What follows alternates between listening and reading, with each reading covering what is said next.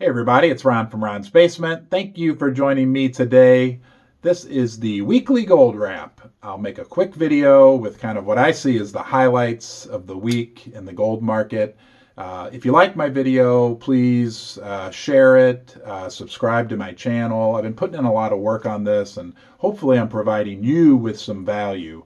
Obviously, that's what it's all about. If I don't give you something that you like, you aren't going to watch my video. So if you have any feedback or anything that you'd like for me to talk about, please feel free to shoot me an email or leave a comment below. So let's start out. The week in gold started out really crappy. Sunday night, gold was down like $100. Very painful. However, the good news is that it pretty much came back during the week, which is a good sign. It showed some strength. There's all kinds of discussion out there you can read about or watch videos about. Most people, the smackdown that occurred on Sunday night kind of happened like at the most illiquid time in the market. Of course, you've got a lot of people saying it was manipulation and blah, blah, blah. I don't know. I'm not going to get into that. But what I will say is that the price came back. I have spent way too much time studying gold and precious metals. Math is not in favor of a lower gold price, if that makes sense. Whether you look at the money supply or money printing or inflation or any of these things, math does not favor a lower gold price at this point. So I'll leave it at that. Also this week, I made my first and only of my entire career bottom call on the price of gold. It was Thursday at 10:35 a.m. I said, I think the bottom's in for gold. I don't think we're ever going to see a price this low again. Since I said that, I have been correct. I published that video shortly after I made that prediction, and the price of gold has done nothing but go up. I also said that we might see a big green candle in the gold stocks on Thursday. That did not happen, although they did recover quite a bit, but we did see that big green candle on Friday. So I am optimistic, cautiously optimistic. I do not have a crystal ball. No one does. So don't make any investment decisions or hold me accountable for any investment decisions, whether they turn out good or bad. I'm just sharing my opinion. And I think that gold bottomed. I think that mathematically, it could go lower, no doubt about it. If the market crashes, there's scenarios, but the odds of it going up quite a bit are much greater than it falling, and I can't see it falling a whole lot, gold or silver for that matter. We had earnings this week from a number of gold mining companies, including Equinox, Fortuna Silver. These companies are making money, they're generating cash flow, and their stocks are being hammered. It makes no sense when you compare the value of these companies to the value of companies like, let's say, in the telecom industry or especially tech stocks. Doesn't make any sense whatsoever. It's just crazy the levels that from a value perspective, that a lot of these companies are selling at.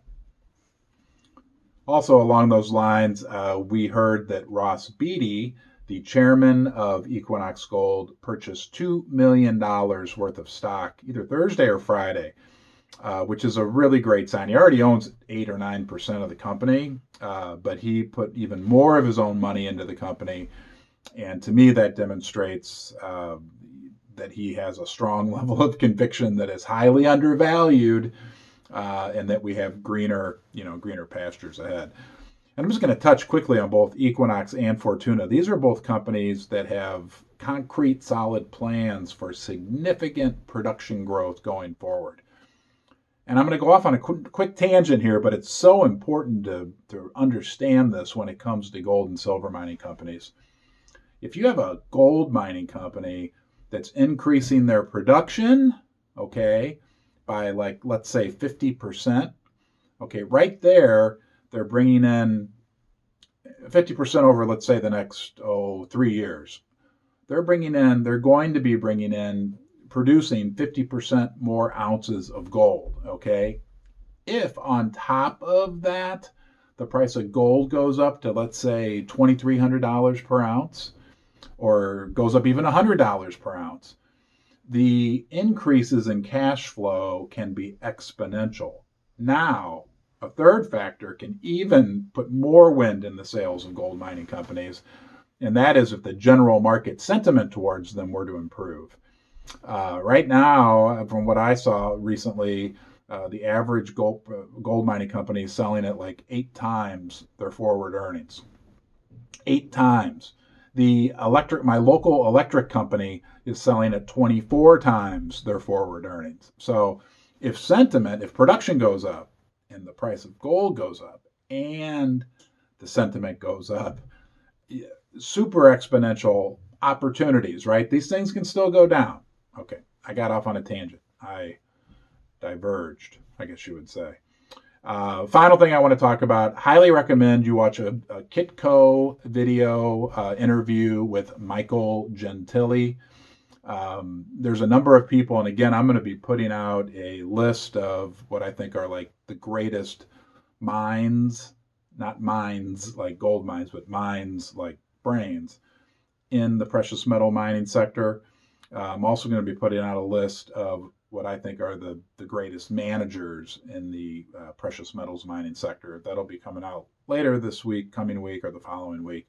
But Michael Gentili is somebody who is not a household name, but I'm telling you, this guy is super sharp. Watch the most recent Kitco interview with him, and watch previous interviews that he's done if you have an interest in precious metal mining investing. And if you're still watching this video at this point, you probably do. Michael Gentili, one thing I do find, he says this, he's like, look, I'm not a gold bug. He said, I've invested in tech, restaurants, all kinds of different stuff. He said, I'm into gold, and he's an institutional level investor. I'm into investing in gold mining equities right now because I think it's the best value going. Okay. Hey, thanks for watching. I appreciate you, and appreciate all the nice comments I've gotten. Yeah, leave me some feedback, subscribe, and I'll see you next week at the very latest. Thanks for watching.